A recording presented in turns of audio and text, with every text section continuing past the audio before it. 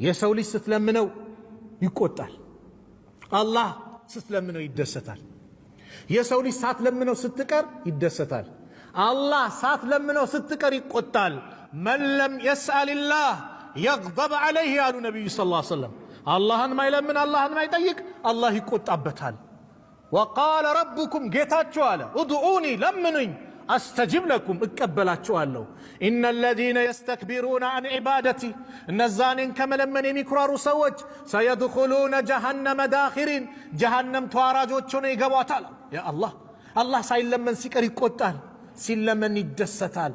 ታመህ ተኝተሃል፣ ቤተሰብህ አልጋ ቁራኛ ሆኖብሃል፣ እጅን አንሳ ያ ረብ አድንልኝ በል። አዩብን አስባ ለ18 ዓመት በበሽታ ላይ ታመው ሀብታቸው ተወስዶባቸው እጃቸውን አንስተው ያ ረቢ እኔ ችግር ነክቶኛል አንተ ደግሞ የአዛኞቹ ለአዛኝ ነህ ብለው ጥሪ ሲያደርጉ ምን ሆኑ?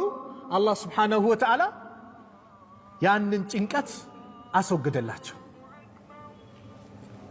ያንን ጭንቀት አስወገደላቸው፣ በሽታውን አነሳላቸው።